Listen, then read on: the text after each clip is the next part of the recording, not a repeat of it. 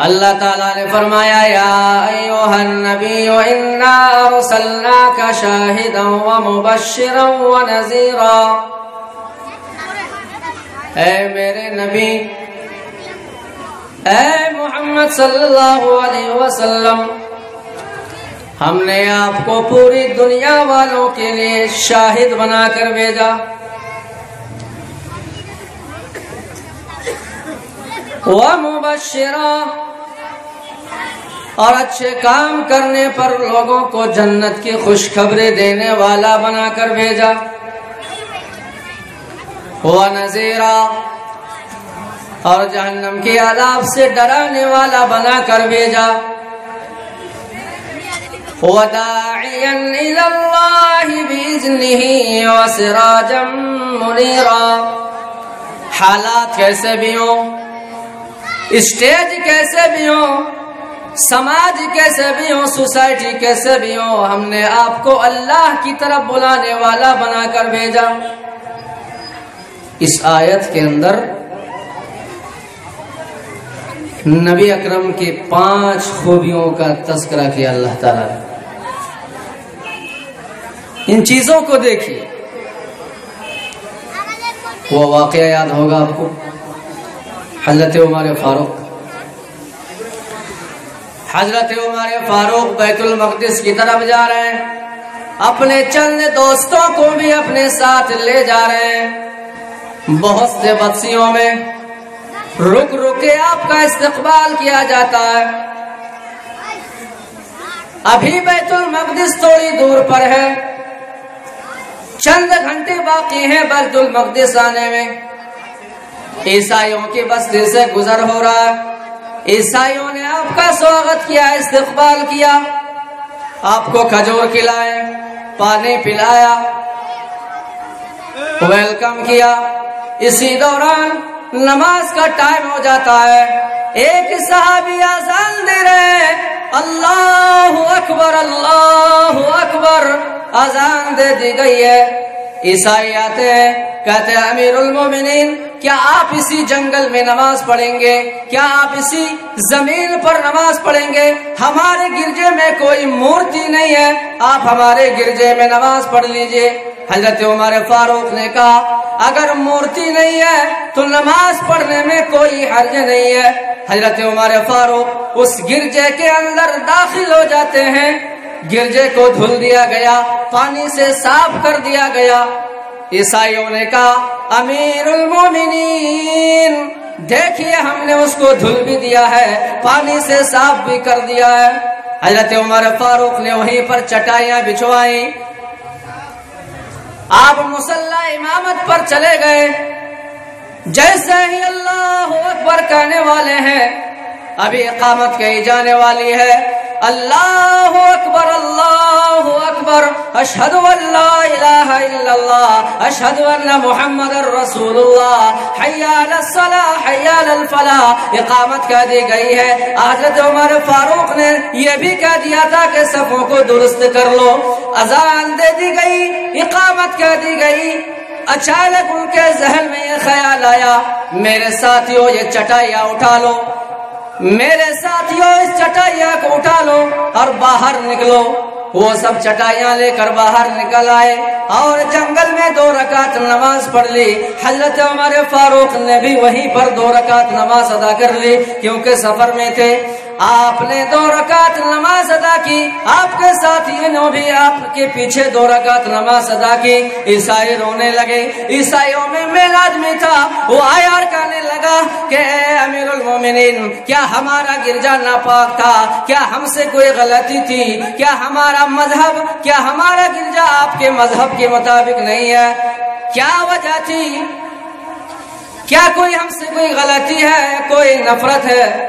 کیا ہمارا گرجا آپ کے مذہب کے مطابق نہیں ہے؟ حضرت عمر فاروق نے اس عیسائی کو سینے سے لگایا اور کہا نہیں نہیں اے میرے بھائی، تمہارا گرجا ناپاک نہیں ہے، تیرے گرجے میں نماز ہو جاتی، میں اپنے ساتھیوں کو بھی نماز پڑھنے کا حکم دے سکتا تھا، میں نماز پڑھ سکتا تھا، لیکن میرے ذہن میں میرے ذہن میں ایک خیال آیا، نماز پڑھانے سے پہلے میرے ذہن میں خیال آیا کہ اے عمر، تیرے انتقال کے بعد کہیں اس گرجے پر مسلمان مسجد کا دعویٰ نہ ٹھوک دے، یہ نہ کہے کہ حضرت عمر فاروق نے یہاں نماز پڑھی تھی اور وہ تمہارے گرجے کو گرا کر کہیں مسلمان اس گرجے کو گرا کر تم اس جگہ پر مسجد نہ بنا لے۔ حضرت عمر فاروق کو ڈر لگا کہیں ایک وقت نماز پڑھانے کے بعد کہیں ایسا نہ ہو کہ مسلمان تیرے گرجے پر تیرے گرجے کو گرا کر کہیں مسجد نہ بنا دے۔ حضرت عمر فاروق کو ڈر لگا، اسی لیے میں نے نہیں نماز پڑھی تھی۔ تو میرے بھائیوں سنو، اگر کسی مسجد کو اگر مندر توڑ کے بنایا جائے، اگر کسی گرجے کو توڑ کے بنایا جائے، رب کعبہ کی قسم کھا کے کہتا ہوں، ایک نہیں 1,00,000 رکعت نماز پڑھ ڈالو، سب تمہارے منہ پہ مار دی جائے گی۔ اسلام اس بات کو جائز ہی قرار نہیں دیتا کہ کسی مندر کو توڑ کر، کسی گرجے کے توڑ کر، ارے کسی مندر کو چھوڑو، کسی گرجا کو چھوڑو، اگر کسی مجبور اور بے بس انسان کی زمین پر قبضہ کر کے بھی اگر اس پر مسجد بنا دیا جائے تو اس مسجد میں بھی نماز نہیں ہوگی، اس لیے کہ مسجد پاک اور صاف جگہ چاہتی ہے۔ اس لیے حضرت عمر فاروق نے وہاں نماز نہیں پڑھی تھی۔ ہو سکتا ہے کہ بعد میں آنے والے مسلمان اس گرجے پر مسجد کا دعویٰ نہ ٹھوک دیں۔ تو قرآن کی آیت میں نے پڑھی، یا ایھا النبی انا ارسلناک شاہدا ومبشرا ونذیرا، اے محمد صلی اللہ علیہ وسلم، ہم نے آپ کو پوری کائنات کے لیے، پوری دنیا والوں کے لیے گواہ بنا کر بھیجا۔ گواہ جس کی گواہی رسولوں کے تعلق سے، اللہ کے تعلق سے، فرشتوں کے تعلق سے، جس نے گواہی دی، جس نے 63 سالہ زندگی میں کبھی جھوٹ نہیں بولا، تو اس میں بھی کیا جھوٹ بولے گا؟ اس لیے ہم نے آپ کو گواہ بنا کر بھیجا۔ ایک تو یہ دیکھیے کہ جنت کی گواہی، رسولوں کی گواہی، اللہ کی گواہی، فرشتوں کی گواہی، تورات زبور انجیل ہونے کی گواہی، قیامت کی گواہی، کون دے رہا ہے؟ شخصیت دیکھو کہ کون ہے، اس کا معیار دیکھو کہ وہ کون ہے۔ اس کا معیار وہ ہے، جب وہ بولتا ہے تو ابو جہل بھی کہتا ہے کہ ہم محمد کو جھوٹا نہیں کہہ سکتے، لیکن محمد جو بات پیش کرتا ہے اس پر ہمارا دل نہیں جمتا۔ یہ ہے اس کی گواہی کا معیار۔ اس کی گواہی کا معیار یہ، ایک اللہ کی طرف بلانے سے پہلے، ایک اللہ کی طرف دعوت دینے سے پہلے کوہ صفا پر چڑھ جاتے ہیں، لوگ سمجھ گئے کوئی خاص بات ہے۔ اس موقع پر نبی اکرم جناب محمد الرسول اللہ صلی اللہ علیہ وسلم نے لوگوں سے اپنے بارے میں پوچھتے ہیں، او لوگوں سنو، تم نے ہماری زندگی پر نظر ڈالی ہے، تم نے 40 سالہ زندگی دیکھی ہے، تو ایک بات سن لو، اس پہاڑی پر چڑھنے کے بعد میں نیچے دیکھتا ہوں کہ ایک گھائی ہے، اس گوفے کے اندر، اس پہاڑی کے نیچے ایک لشکر چھپا ہوا ہے جو تم پر حملہ کرنے والا ہے، جو تم پر حملہ کرنے والا ہے۔ تم رات کو سو جاؤ گے وہ تم پر حملہ کر دے گا۔ اے میرے ساتھیوں، اس پہاڑی کے نیچے جمع ہونے والے لوگوں سن لو، کوئی لشکر ہے نہیں، لیکن اگر میں یہ کہوں کہ اس پہاڑی کے نیچے ایک لشکر چھپا ہوا ہے تو تم میری بات کو یقین کرو گے یا نہیں کرو گے؟ میری بات کو مانو گے یا نہیں مانو گے؟ ان لوگوں نے کہا، اے محمد بن عبداللہ، ہم آپ کی بات کو فوراً یقین کر لیں گے، لشکر ہو یا نہ ہو، لیکن آپ اگر کہہ رہے ہیں کہ لشکر ہے، لیکن آپ کی بات کو فوراً یقین کر لیں گے اور اس لشکر سے بچنے کا انتظام کر لیں گے۔ اللہ کے نبی جناب محمد الرسول اللہ صلی اللہ علیہ وسلم نے پوچھا، اے میرے پیارے ساتھیوں، اے اس پہاڑی کے نیچے جمع ہونے والے لوگوں، میری بات پر اتنا بھروسہ کیوں، اتنا اعتماد کیوں؟ ان لوگوں کا جواب تھا، ما جربنا الا صدقا، اے محمد صلی اللہ علیہ وسلم، ہم نے آپ کو 40 سالہ زندگی میں کبھی آپ کو جھوٹ بولتے ہوئے نہیں دیکھا، تو آج آپ کیسے جھوٹ بول سکتے ہیں؟ اپنے آپ کو سماج کے سامنے، سوسائٹی کے سامنے دعوت دینے کے لیے تیار کرنے سے پہلے اپنے آپ کو پیش کر دیا اور اپنا معیار بتایا، اپنا معیار بتایا۔ تو سنو، جو میں تم کو دعوت دے رہا ہوں سنو، جب میں 40 سالہ زندگی میں کبھی جھوٹ نہیں بولا تو ہم اللہ کے تعلق سے کیسے جھوٹ بول سکتے ہیں؟ جب تم مجھے اتنا سچا جانتے ہو تو سن لو، میں اللہ کا رسول ہوں، اللہ نے مجھے پیغمبر بنایا، اللہ نے مجھے نبی بنایا، میں تم کو جہنم کی عذاب سے ڈرانے کے لیے آیا ہوں، میں تم کو جہنم کی عذاب سے ڈرانے کے لیے آیا ہوں، میں تم کو لا الہ الا اللہ کی طرف بلانے کے لیے آیا ہوں۔ اتنا کہنا تھا۔ آج کل تو لا الہ الا اللہ پڑھنے والے بہت مل جائیں گے آپ، لیکن اس کا معنی مطلب جانتے ہیں؟ عرب کے لوگ جانتے تھے کہ لا الہ الا اللہ کا کیا مطلب ہوتا ہے، اس لیے کہ وہ عربی بولتے تھے۔ جیسا کہ آج ہمارے مالدہ ویسٹ بنگال میں بنگلہ زبان میں کوئی اگر بات کہے تو ہم فوراً سمجھ جاتے ہیں کہ ہاں بولنے والا کیا بولتا ہے، تو اسی طرح عرب کے لوگ بھی جانتے تھے، عربی داں تھے کہ لا الہ الا اللہ کا کیا معنی ہے۔ تو اللہ کے نبی نے کہا کہ لوگوں، میں تمہیں لا الہ الا اللہ کی طرف بلانے کے لیے آیا ہوں۔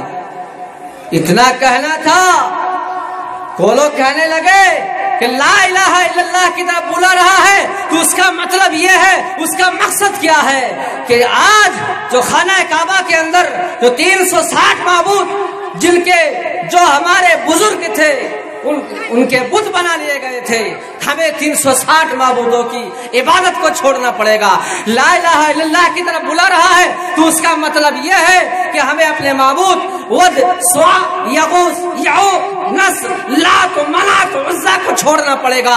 لا الہ الا اللہ کی طرف بلا رہا ہے تو اس کا مطلب یہ ہے کہ ہمارے بزرگ جو ہماری دعائیں لے کر کے اللہ تک لے جاتے ہیں، جو ہمارے سفارشی ہیں، ہمیں ان کے دامن کو ترک کرنا پڑے گا، ہمیں ان کو چھوڑنا پڑے گا۔